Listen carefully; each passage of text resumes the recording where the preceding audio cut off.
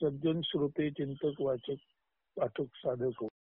नमन हेच कैवल्य 15वे पाऊल 17/2/2003 ला लिहिलं गेलेलं आहे. तर आता ऐका. तरी सज्जन हो सावध राही, नमन कैसे व्हावे ते समजून घेई. सर्वस्वानिशी जरी पाहणे शक्य आहे, तरी मुक्ती भोगणे सुद्धा शक्य आहे. पाहताना काही तुलना नसावी, पूर्वस्मृतीची सांगड नसावी. जे काही पाहे त्याची प्रतिमा नसावी, नामरूपादी वर्णनाची ओढी नसावी. वरवर फार कठीण वाटत आहे, अंतरी परी फार सुलभची आहे.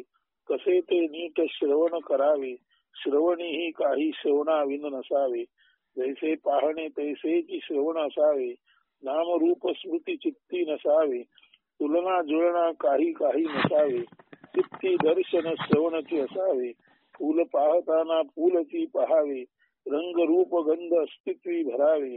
ऐसे भरणे रंग रूप गंध, त्यासी म्हणती समाधीत दंग. ऐशा समाधी असे जो दंग, त्याच्या मनाचे नुरे काही अंग.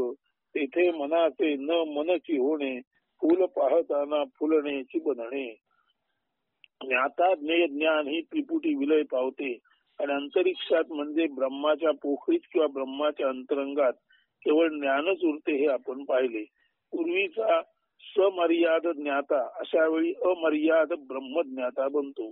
पूर्वीचे समर्यादित ज्ञेय आता अमर्यादित ब्रह्मज्ञेय म्हणून परिवर्तित होते. पूर्वीचे मर्यादित ज्ञान आता अमर्यादित ब्रह्मज्ञान म्हणून उरते. कर्त्याप्रमाणे कर्म क्रियापदात किंवा क्रियेत बदल होतो. मर्यादित ज्ञाता, मर्यादित ज्ञेय व मर्यादित ज्ञानाची जागा आता त्रिपुटीच्या लयामुळे आपोआप अमर्यादित बनते. समर्याद अमर्याद होते. मर्यादित कर्ता कर्म क्रियापद किंवा क्रिया म्हणजे ज्ञाता ज्ञेय ज्ञान आता अमर्यादित कर्ता कर्म क्रियापद किंवा क्रिया म्हणून रूपांतरित होते. आता ब्रह्म हाच कर्ता, ब्रह्म हेच कर्म आणि ब्रह्म हीच क्रिया असते. ही त्रिपुटी कर्ता कर्म क्रिया किंवा ज्ञाता ज्ञेय ज्ञान आता समर्यादित कोणा एका विशिष्ट मी, मग तो नारायण असो वा गंगाधर असो, मधून अमर्यादित मी. आता अमर्यादिताला खरे तर नाव नसते किंवा त्याचे मानायचे झाले तर ब्रह्म हेच नामकरण करता येईल.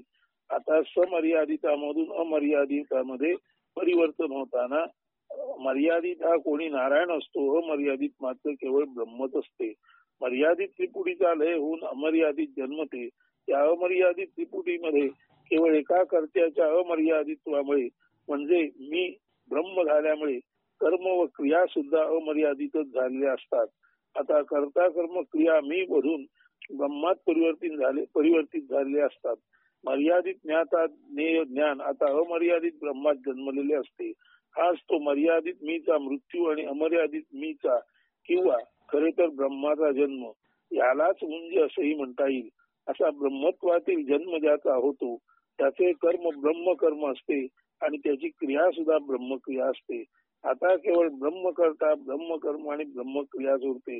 ज्ञाता ज्ञेय ज्ञानाच्या रूपकात बोलायचे झाल्यास ब्रह्मज्ञाता, ब्रह्मज्ञेय आणि ब्रह्मज्ञानच असते. त्रिपुटीचा लय होतो हे लक्षात घेता यातील ज्ञाता ज्ञेय ज्ञान यांचा लय होऊन केवळ निरंजन परमपवित्र ब्रह्म किंवा परब्रह्मच उरते.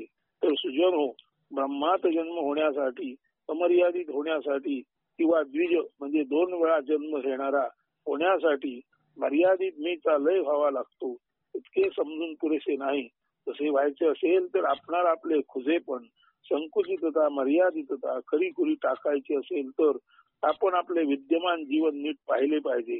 ते पाहताना आपणाला जर आपले मी तू पण संघर्ष व मत्सरग्रस्त रोगट जीवन पाहता आले, द्वेष मत्सरादी विकार पाहता आले, सततच्या इच्छा आकांक्षा रूपी सावरटपणा पाहता आला तर आपण आपले खरेखुरे रूप पाहू शकू. आपले वृत्तीरूप जीवन अव्याहतपणे सतत मागत असते, याचना करते, भीक मागते, हिसकावून घेते, संघर्ष हिंसा करते हे निश्चितच आपण पाहू शकू. त्या साऱ्या वास्तवतेच्या पाहण्यालाच दर्शन म्हणतात. अशा या वृत्तीरूप याचक जीवनालाच आपण प्रवृत्ती असे म्हणत असतो. पुढे जाणारी, सतत मागत असणारी, हवे हवे म्हणणारी, कधीही समाधान न पावणारी, इंद्रिय भोगाकडे झेपावणारी वृत्ती असते. ही अशी वृत्ती संघर्ष हिंसा विनाशालाही स्वाभाविकपणे आत्मीयता दर्शवते. तर अशा या प्रवृत्तीच्या आत्मीयतेत आत्मनाश संभवतो. आत्मनाश म्हणजे आपल्या मूळ वैभवशाली ब्रह्मलीन सर्व व्यापक अमर्यादित विराट आणि अविकारी अस्तित्वाचा विसर पडणे. तसा विसर पडायचा नसेल आणि आपण आपल्याच मालकीच्या ब्रह्मतेत विराटतेत परतायचे असेल, मागे वळून पाहायचे असेल तर इंद्रिय भोगाच्या दिशेने पुढे पुढे जाणारी प्रवृत्ती ब्रह्माच्या दिशेने पाठी किंवा आत वळवावी लागते. यालाच निवृत्ती म्हणतात. कुणी म्हणेल वृत्ती आत का वळवायची, ब्रह्म तर सगळीकडे आहे ना, मग ती बाहेर, परंतु ब्रह्माकडे का वळवू नये. बरोबर आहे हा प्रश्न. ब्रह्म सगळीकडेच असते, मात्र ते इतके अमर्यादित ब्रह्म असते की ते आहे हे मर्यादित मानवाच्या लक्षातच येत नाही. हवा तर सगळीकडे असतेच ना, तसेच ब्रह्मही सगळीकडे असतेच, मात्र जे सदा सर्वदा असते तिकडे दुर्लक्ष होणे हा मानवी स्वभाव आहे.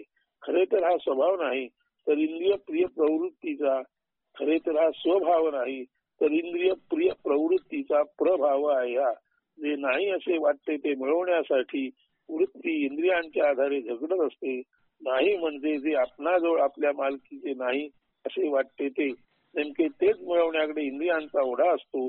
तिकडेच वृत्ती कार्यरत असते, तिकडेच मानव प्रवृत्त असतो.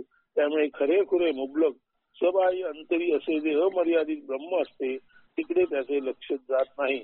आता एकदम अमर्यादित ब्रह्म बाहेर औरस सौरस अमर्यादिततेने पसरले असतानाही ते आपल्या लक्षात येत नाही आपण पाहिले.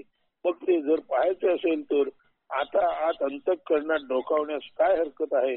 बाहेर पाहता आले नाही, आजपर्यंत त्यात आपण अपयशी ठरलो म्हणून ते आत पाहायचे इतकेच. ते पाहायचे कुणी व कसे, ते पाहायचे असते बुद्धीच्या द्वारे आणि मनाच्या साधनाने. मनाला अंतःकरण म्हणजे आतील इंद्रिय म्हणतात. ते आतील असले तरीही असते इंद्रियच. इतर इंद्रियांप्रमाणेच ते प्रवृत्ती प्रिय असते, बाहेर पाहणारे असते. ते बाहेर पाहताना आपल्याजवळ जे नाही, ज्याची मालकी नाही, त्याची मालकी किंवा स्वामित्व मिळवू पाहते. कर्मेंद्रिय व ज्ञानेंद्रिय ही मूलतः अधिकाधिक मिळवू पाहणारी असतात. असे मिळण्याने त्यांची क्षुधा तृप्त तर होत नाहीच, उलट पक्षी ती वाढते. त्यामुळे इंद्रिय अधिकाधिक मिळवू पाहतात. अधिक मिळवा, अधिक अतृप्त व्हा, अधिक मिळवा, अधिक अतृप्त व्हा आणि सरते शेवटी तृप्तीसाठी प्राप्ती आणि प्राप्तीतून अधिकाधिक अतृप्ती वा शांतता. यात इंद्रियांचा व त्याच्या मालकाचा म्हणजे मानवाचा विनाश होतो. असे का होते? आपल्याजवळ जे अमर्यादिततेने आहे त्या विराट अविकारी अढळ अचल ब्रह्माचा विसर पडल्याने असे होते. वास्तवात ब्रह्म हे असे एकमेवाद्वितीय आहे की ज्यात साऱ्या साकार सगुणाचा लय झालेला असतो. त्या ब्रह्मातूनच सगुण साकार जन्मते, नांदते, लय पावते आणि पुन्हा पुन्हा प्रत्यास येत असते. ब्रह्म ही वास्तवात पूर्णता आहे ज्यामध्ये साऱ्या आकार व गुणांची बेरीज असते. ब्रह्म हे पूर्ण आहे किंवा वेगळ्या शब्दात आशय घन शून्य आहे. हे आणि हेच केवळ सर्व साक्षी, सर्व व्यापक आणि सर्व शक्तिमान आहे. या ब्रह्मामध्येच लहान थोर किंवा विराट विभूतींचा मनोलय झालेला आहे. सर्व साधू संत ऋषी मुनींचे अमर्यादित व्यापक आत्मतेत सुवर्णापेक्षाही लखलखीत कल्पनातीत सौंदर्यपूर्ण वैभवशाली हिरण्यमयी गर्भतेत सामावलेले आहे. कीड मुंगी पासून विराट ब्रह्मलीन विभूतींपर्यंत सारे या ब्रह्मातच लय पावलेले आहेत, लय पावतात आणि लय पावतीली. अनादि अमध्य अनंत असे ब्रह्म ज्यामध्ये साऱ्या शक्ती विसर्जित झालेल्या आहेत, सारे मनोद्रव्य विरघळलेले आहे, केवळ अनंत असते हे ब्रह्म किंवा परब्रह्म. हे असे ब्रह्म आपल्याजवळ असूनही बाहेर खाली म्हणजे बाहेरचा विचार करणारी इंद्रिये, प्रवृत्तीमय इंद्रिये या ब्रह्मातूनच थोडेफार घेऊ पाहतात. थोड्याने तृप्ती कधी होऊच शकत नाही. थोडे, अजून थोडे, अजून थोडे असे जेव्हा ब्रह्मातून तुकड्या तुकड्याने आपण घेऊ पाहतो तेव्हा एक दोष निर्माण होतो. तो असतो खंडिततेचा दोष. ब्रह्म तर अखंड आहे, अखंडातून खंडित घेऊ पाहणे हा असतो द्वैताचा दोष. अखंड म्हणजे असे की ज्यात तुकडे नाहीत, भाग किंवा विभाग नाहीत, एक दोन अशी गणना नाही. अगणितातून गणित, अखंडातून खंडित, अद्वैतातून द्वैत अपेक्षेने हा दोष आहे. त्या दोषामुळे समाजात द्वैत संघर्ष निर्माण होतो. अशा वेळी सर्वच्या सर्व ब्रह्म सबाह्य अभ्यंतरीचे पूर्ण ब्रह्म मिळाले तर काय घडेल पहा, ध्यान द्या, नीट दर्शन घ्या. आता ब्रह्माकडे पाहणारा काय करीत आहे?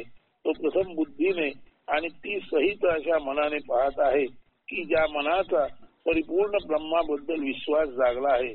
आता मन खंडतेत नाही, ते पूर्णतेत आहे. त्याच्यासह असलेली बुद्धी पूर्णतेत आहे. पाहणाराच आहे मन, पाहणाराच आहे बुद्धी. म्हणजे करता आहे मन, करता आहे बुद्धी. खरे तर करता आहे एक आणि एकच. त्याला म्हणा मन किंवा बुद्धी किंवा काही. कर्त्याला मन किंवा बुद्धी काही जोपर्यंत म्हटले जात आहे तोपर्यंत किंचित द्वैत शिल्लक आहे. पूर्णतेनेच पूर्णता जाणणे शक्य आहे. जोपर्यंत पाहणारा वेगळा आहे तोपर्यंत पूर्णते बाहेर तो आपणाला समजत आहे. जोपर्यंत पाहणारा वेगळा आहे तोपर्यंत पूर्णते बाहेर तो आपल्याला समजत आहे, वेगळा समजत आहे. असे वेगळे पण आहे तोपर्यंत पूर्णता नाही. आता काय घडेल? पूर्णतेकडे केवळ अवधान वळल्याने, लक्ष गेल्याने मनबुद्धी एकदम पूर्ण झाली. अस्तित्वात असलेले अमर्यादित ब्रह्म कर्त्याच्या त्याला जाणण्याच्या इच्छामुळे, मन व बुद्धी यांच्या इच्छेमुळे कर्त्याला, मनाला, बुद्धीला गिळंकृत करू शकले. जो खंडित आहे त्याच्या मनात चुकून जरी अखंडाला पाहण्याचा विचार आला तरी ते अखंड या अशा खंडिताकडे झेपावते आणि आपल्या पंखाखाली घेते. खंडिताचे अखंडात विसर्जन होते. आता पाहणारा पाहायचे व पाहणे या त्रिपुटीचा लय होतो आणि पूर्ण ब्रह्म काही काळ जाणवते. बिंदू सिंधूत गेल्यावर, मिठाचा कण सागरात टाकल्यावर एखादा तरी क्षण बिंदूला सिंधू होण्यासाठी, मिठाच्या कणाला सागर होण्यासाठी लागतो. या क्षणातच विलयाची जाणीव असते, ब्रह्मलयाची जाणीव असते. ती ब्रह्मलय म्हणजे ब्रह्माचा लय नव्हे तर ब्रह्मात लय होणे. या क्षणानंतर जाणीव उरतच नाही. ब्रह्मात साऱ्या जाणीवा नेणीवा पूर्णत्वाने लोकतात. बिंदूचा सागर किंवा सिंधू होतो, मठाच्या कणाचा प्रशांत सागर होतो, काजव्याचा सूर्य होतो. उरतो केवळ सिंधू, सूर्य. खंडित अखंडात, द्वैतात लोक पावते. उरते केवळ अखंड द्वैत, ज्याला ब्रह्म म्हणतात. हे सुद्धा सांगणे लिहिणे तोपर्यंतच शक्य आहे जोपर्यंत ब्रह्मलय अनुभवण्या एवढे तरी द्वैत खंडत्व शिल्लक आहे. ब्रह्मलयाची अनुभूती ही अध्यात्मातील अंतिम अनुभूती. ब्रह्मलयाची म्हणजे लक्षात घ्या, ब्रह्मात लय होत आहे ही अनुभूती, ही अध्यात्माची अंतिम अनुभूती. एकदा का लय झाला नंतर नाही भव, नाही अनुभव आणि नाही अनुभविता. त्यानंतर उरते केवळ ब्रह्म कैवल्य. याचे वर्णन शक्य नाही, कारण वर्णन करणाराच आता अस्तित्वात नाही. तो ज्याचे वर्णन करतो तेच म्हणजे ब्रह्मच असतो. तो ज्याचे वर्णन करतो तेच तो स्वतः म्हणजे ब्रह्मच असतो. म्हणजे खंडितत्वाचा दोष टाकण्याच्या आणि अखंडत्वाला प्राप्त होण्याच्या केवळ इच्छेने करता त्याच्या मनबुद्धी सहित अखंडाला प्राप्त होऊ शकतो. केवळ तळमळ उत्कंठ आवश्यक आहे ब्रह्मप्राप्तीसाठी. जेव्हा इंद्रिये बाहेर पाहून कितीही प्राप्ती झाली तरी तृप्ती होत नाही, शांती मिळत नाही, त्याचा अनुभव घेतात. तेव्हा जर ती काही काळ निवांत राहतील, शांत राहतील तर ती अचानक सदा सर्वदा विद्यमान अशा सर्व साक्षी, सर्व व्याप्त व सर्व शक्तिमान ब्रह्माबद्दल चिंतन करू शकतील. असे चिंतन ब्रह्मलयाची अंतिम अनुभूती मनाद्वारे देऊ किंवा घेऊ शकेल. अनुभूती येते मनाला. ती अनुभूती देण्याच्या कामी बदललेली बुद्धी की जी आता बाहेर धावण्याची थांबली आहे सहाय्यभूत होते. खरे तर आता मनोबुद्धी एकच असतात. शांत झालेली बुद्धी व शांत झालेले मन वास्तवात न बनते. शांत झालेली बुद्धी व शांत झालेले मन, असं शांत झालेले मन वास्तवात न मन बनते. तसे ते पहा. बाहेर धावणाऱ्या प्रवृत्तीमय इंद्रियांना धावण्यात प्राप्ती, तृप्ती व शांती नाही याचा अनुभव आला. कर्मेंद्रियांपेक्षा ज्ञानेंद्रिय महत्वाची आहेत. ती आज्ञा करतात आणि कर्मेंद्रिय ती आज्ञा पाळतात. तसे बुद्धी सांगते धाव आणि पाय धावतात. धावून धावण्यातला बोलपणा ध्यानी आलेली बुद्धी आता थांबते. ती थांबते आणि इतर इंद्रिय थांबतात. मनही थांबते. मनाचे थांबणे म्हणजे त्याचे निर्विचारत्वच होय. हेच न मन होय. या ठिकाणी मन, बुद्धी, मेंदू यांचा जरा तपशिलात जाऊन तपास करूया. बुद्धी मनाला न मन करते असे जेव्हा आपण म्हणतो तेव्हा मनापेक्षा बुद्धीचे श्रेष्ठत्व आपण मान्य करतो. पण तसे वास्तव आहे का? हात पाय ही आहेत कर्मेंद्रिय. कान, नाक, डोळे ही सुद्धा आहेत कर्मेंद्रिय. मात्र ही कान, डोळे व नाक ज्ञान सुद्धा ग्रहण करतात. म्हणून कान, डोळे व नाक ही एकाच वेळी काम करणारी किंवा कर्म आचरणारी अशा अर्थी कर्मेंद्रिय असली तरी कान डोळ्यामार्फत श्रवण व दर्शनाद्वारे ज्ञानप्राप्ती होते. म्हणून एकाच वेळी ती कर्मेंद्रिय व ज्ञानेंद्रिय आहेत. त्या साऱ्या इंद्रियांना आज्ञा पाळावी लागते. मेंदूची किंवा बुद्धीची म्हणून मेंदू किंवा बुद्धी असते सर्व इंद्रियात सर्वश्रेष्ठ इंद्रिय. मेंदू आहे इंद्रिय राज, ज्याची आज्ञा पाळणे उर्वरित इंद्रियांना भाग पाडते, अपरिहार्य ठरते. मेंदू सर्वश्रेष्ठ आहे मान्य करूनही मनोबुद्धीचे नाते नीट तपासावे लागते. खरोखरच बुद्धीचे अधीन मन आहे की मनाचे अधीन बुद्धी आहे? कोण कुणापेक्षा वरचढ आहे, श्रेष्ठ आहे? आधी बुद्धी शांत होऊन मग मन तिच्या आज्ञेने निर्विचार होते आणि न मन होते, की आधी मन न मन म्हणजे शांत निर्विचार होते आणि त्याच्या अनुषंगाने मनबुद्धी शांत होते. मनाला अंतःकरण म्हणतात. अंतः म्हणजे आतले खोलवरचे व करण म्हणजे इंद्रिय. मेंदूही किंवा बुद्धीही शरीराचे आतच आहे. अशा अर्थी मेंदू सुद्धा अंतःकरणच आहे. इतर इंद्रिये मात्र कान नाक डोळे हात पाय त्वचा वगैरे वगैरे बाह्य आहेत.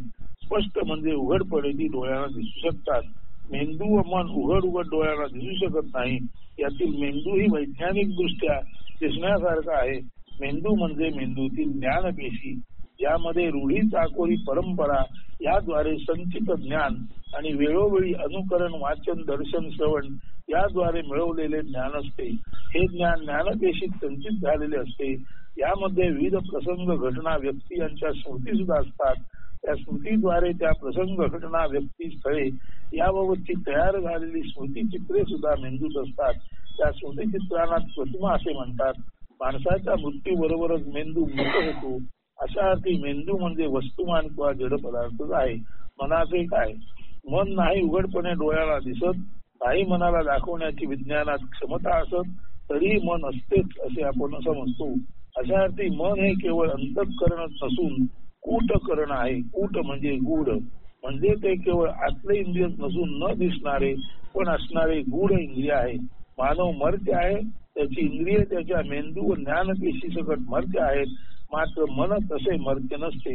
मानवानंतरही त्याच्या मनाचा आशय मनोद्रव्य किंवा मनोलहरी असं म्हणतात पृथक्तेने तरंगत असतातच. कालांतराने त्या ब्रह्मसागरात विलीन होतात. मात्र सागरात विलीन होणाऱ्या लाटा जशा उत्पन्न होऊन विलीन होतात व पुन्हा उत्पन्न होतात, त्याच पद्धतीने ब्रह्मसागरात विलीन होणारी मनोद्रव्य मनोलाटा किंवा मनतरंग पुन्हा पुन्हा निर्माणी होत असतात. मात्र जोपर्यंत ब्रह्मसागरात असतात तोपर्यंत त्या ब्रह्मलाटा असतात.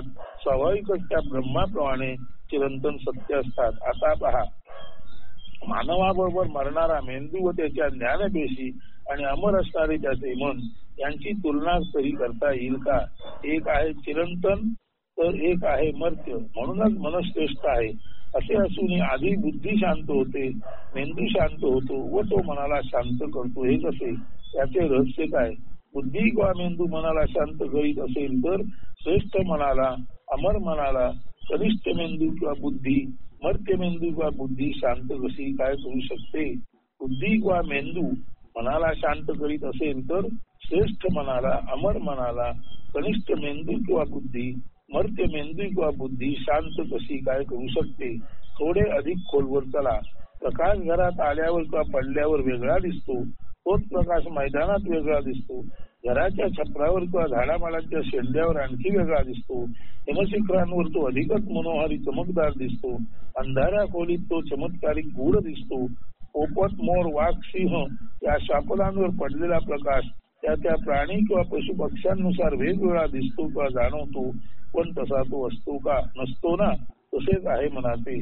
मन हे वास्तवात कधीही कोणत्याही साधनाने दिसूच शकत नाही. खरे तर ते इंद्रिय आहे म्हणणेही चुकीच आहे.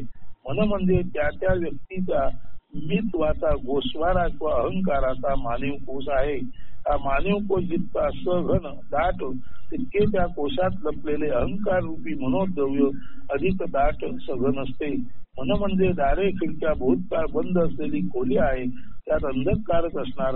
कसला असतो हा अंधकार? अज्ञान, मित्व, चाकोरी, प्रणाली, संस्कार, श्रेष्ठ कनिष्ठता वगैरे वगैरेचा. होते काय पहा. ज्ञानपेशीतील ज्ञान, माहिती, श्रुती व स्मृतीची चित्रे मनाच्या गोदामात साठवली जातात. ज्ञानपेशी आहेत छोटी छोटी गोदामे, तर मन आहे प्रचंड व्यापक गोदाम. या गोदामात कितीही साठवले ठेवले तर ते नेहमीच इतक्या प्रचंड क्षमतेचे असते की कधीही भरू शकत नाही. मेंदू व ज्ञानपेशी मरताना आपले संस्कार मनाच्या गोदामात साठवून मोकळ्या होतात. शरीर, इंद्रिये, मेंदू, ज्ञानपेशी मरतात. मात्र त्यांचा आशय ज्या गोदामात आहे ते गोदाम नाही कधी मरत, नाही कधी सरत, रिकामे होत आणि नाही कधी नष्ट होत. असे असताना जे मन रिकामे होऊ शकत नाही त्या मनाला मेंदू बुद्धी रिकामे किंवा शांत करू शकतील हे कसे मानता येईल, कसे किंवा कसे मानावे याला. असे असून या मनाची दारे खिडक्या उघडल्या तर काय होईल पहा. जर मनाची दारे खिडक्या उघडल्या तर बाह्य ऊर्जा आत घुसेल, त्या ऊर्जेच्या द्वारे मनाची उसळण सुरू होईल. मनोद्रव्य त्या ऊर्जेच्या स्पर्शाने नितळ तरल होईल. जे पूर्वी सघन दाटलेले व साकळलेले होते आता दारे खिडक्या उघडल्याने व वैश्विक ऊर्जा आत वेगाने घुसल्याने मनाची उरली सुरली कवाडे भिंती याची पडझड होईल. आत घुसलेल्या ऊर्जेमुळे साकळलेले सघन व दाट आणि परिणामतः दूषित झालेले मनोद्रव्य प्रवाही होईल. असे मुक्त मनोद्रव्य केवळ मुक्ततेनेच चारी दिशा वाहू लागेल. नव्हे ते शरीराबाहेर येईल. उघड्यावर आल्यावर ते ब्रह्माच्या अंगणात येईल. मित्वाच्या घरातील मनोद्रव्य ब्रह्माच्या अंगणात आल्यावर ते पसरत जाते. सर्व ब्रह्मात ते पसरून खरे तर सर्व व्यापक बनते. सर्व व्यापकता म्हणजे अमर्याद होणे, हेच ते स्वातंत्र्य, मुक्ती, ब्रह्ममय होणे वगैरे वगैरे. पण त्यासाठी मनाची दारे खिडक्या उघडावी लागतात. ती दारे खिडक्या कोण उघडतो हा आपला मूळ प्रश्न आहे. बाह्येंद्रियांच्या नादाने मन बुद्धी म्हणजे मेंदू किंवा ज्ञानपेशी सतत काही मागत असतात. आसक्ती, प्राप्ती, क्षणिक तृप्ती आणि पुन्हा तृप्ती, अशांतता व न संपणारी मागणी असे यंत्रवत अव्यात चालू असते. त्याने मनबुद्धीला इतका काही थकवा येतो की नाईलाजाने दमल्यामुळे मनबुद्धी क्षणासाठी का होईना निश्चित पडतात. अशा एखाद्या निश्चित क्षणी मनबुद्धीला प्रेरणा होते नेहमीची दिशा बाह्य दिशा बदलण्याची, आत वळून पाहण्याची. त्यासाठी बाह्य दिशा सोडल्यावर टाकल्यावर सारे बाह्य ताप त्रास आपोआप नष्ट होतात. ते नष्ट झाल्यावर निवांतता व शांतीचे दर्शन होते. ही शांती असते हृदयाची. येथे हृदय निवांतपणे वर खाली होत असते. अगदी वेळापत्रकाप्रमाणे चालू असते त्याचे काम. त्या हृदयाकडे पाहिल्यावर बुद्धी प्रश्न करते, कोण चालवतो हृदयाचे वेळापत्रक? आपण तर निश्चितच नाही, कारण बुद्धीशिवाय हृदय चालू असते व शकते हे त्या बुद्धीला दिसते व समजते. मग ती प्रश्न करते, हात पाय कान डोळे यांचे कार्य तरी कोण करते? नीट पाहताना तिला दर्शन होते की त्यांचे कार्य आपण म्हणजे बुद्धीद्वारे चालवले जाते. मग बुद्धी प्रश्न करते, ठीक आहे, पण मेंदू किंवा बुद्धीचे कार्य कोण चालवते? म्हणजे बुद्धीला बुद्धी कोण देते? शरीराला चालवणाऱ्या मेंदूला कोण चालवते? तेव्हा तिच्या लक्षात येते की हृदयाला स्वतः तिला म्हणजे मेंदूला कोणी वेगळाच चालवतो. तेव्हा तिच्या लक्षात येते की हृदयाला आणि स्वतः तिला म्हणजे मेंदूला कोणी वेगळाच चालवतो. तेव्हा ती मनाकडे वळते. आता ती मनाच्या कोशाकडे पाहत असते. तिला दिसते की मनाच्या कोशात कितीतरी रिकामी जागा आहे. त्या कोशात कितीही मनोद्रव्य साठवले तरी तो कोश अद्याप भरत नाही, ओतप्रोत वाहत नाही. त्या कोशात काही जाते पण बाहेर मात्र ते स्वैरपणे वाहू शकत नाही. एकाच दाराने मनोकोशात स्मृती आत जातात व बाहेर येतात. त्यांचे चलनवलन चालू असते तरीही मनोकोश मुक्त नसतो. मनोकोश मुक्त नसतो हे बुद्धी कुणाच्या उजेडात पाहू शकते? मनोकोश मुक्त नसतो ही बुद्धी मनाच्या आत असलेल्या रिक्ततेच्या प्रकाशात पाहू शकते. रिक्ततेत नेहमीच प्रकाश असतो. जेथे अडगळ नाही तेथे प्रकाश अधिक असतो. ध्यानात घ्या, मनोकोशा मानव आहे. ते मानव गृह आहे, गोदाम आहे.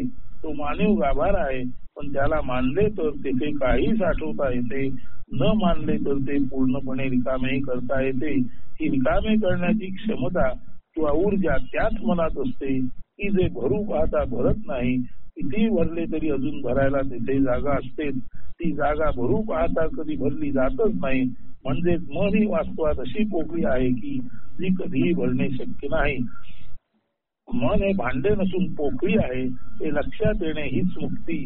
मात्र मनाला वास्तवात स्वतंत्र अस्तित्व नसल्याने आपणहून ते काही करू शकत नाही. बुद्धी ठरवेल तर मन मुक्त आहे, अन्यथा ते बंधनात आहे. म्हणजे मनाची मुक्ती बुद्धीवर अवलंबून असली तरीही बुद्धीचे हे आकलन मनोकोशातील रिक्ततेत जो प्रकाश पसरलेला असतो त्या रिक्ततेमुळेच शक्य आहे.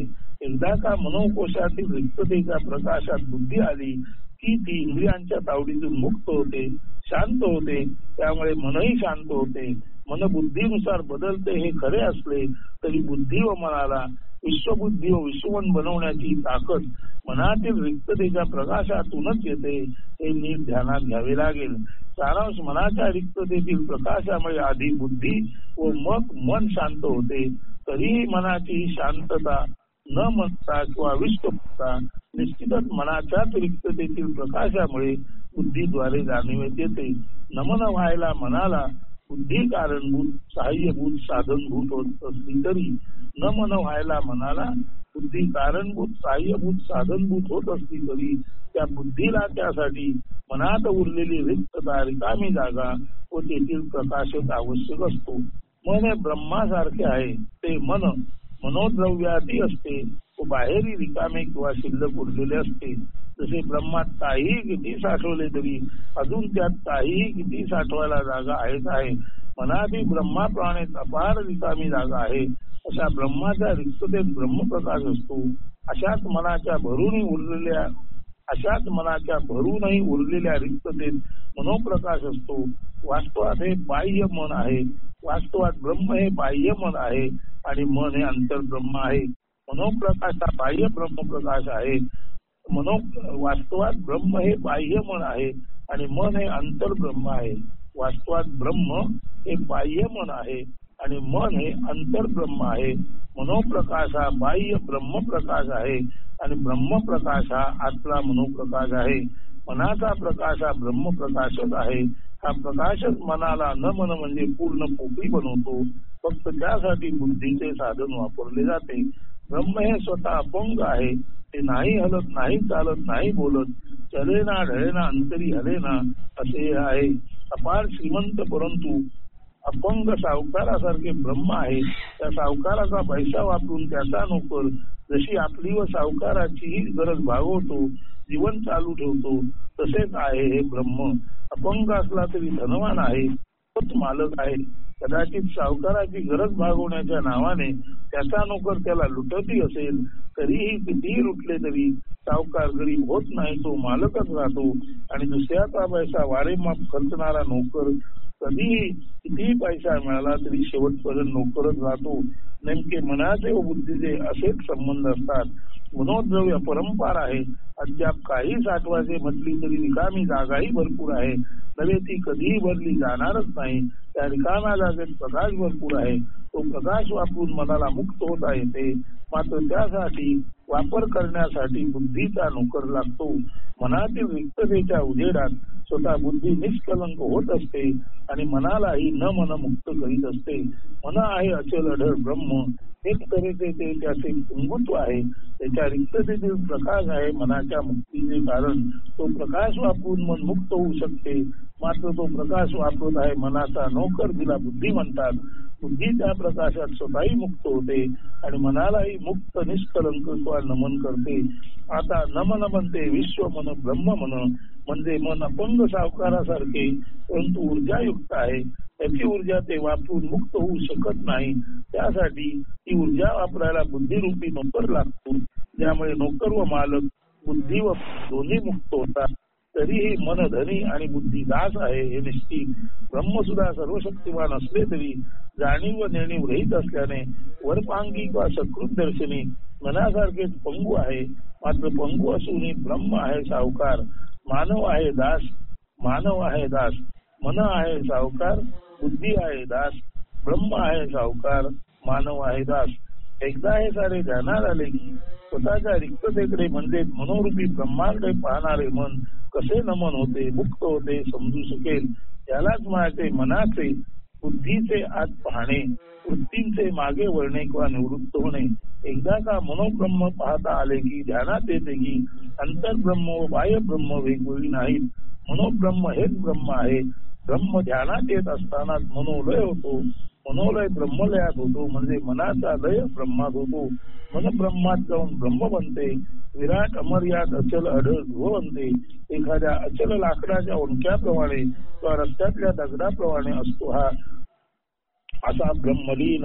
ब्रह्मात जो लीन होतो, ज्याचा लय ब्रह्मात होतो, तो अपरंपार ऊर्जायुक्त तरी एखाद्या लाकडाच्या ओंडक्याप्रमाणे रस्त्यातल्या पाषाणाप्रमाणे बाह्य रूपात किंवा सकृत दर्शनी दुबळा पांगळा बनतो.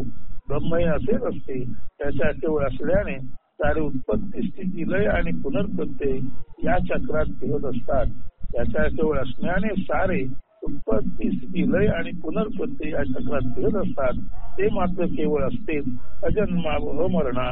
हे सारे ज्याला नीट तन्मयतेने उलगडले त्याच्या हे सहज ध्यानात येईल की ज्याला सर्वत्र स्वचित जाणीव होते, सर्वस्वाचा प्रत्यय येतो, तो केवळ ब्रह्मच आहे.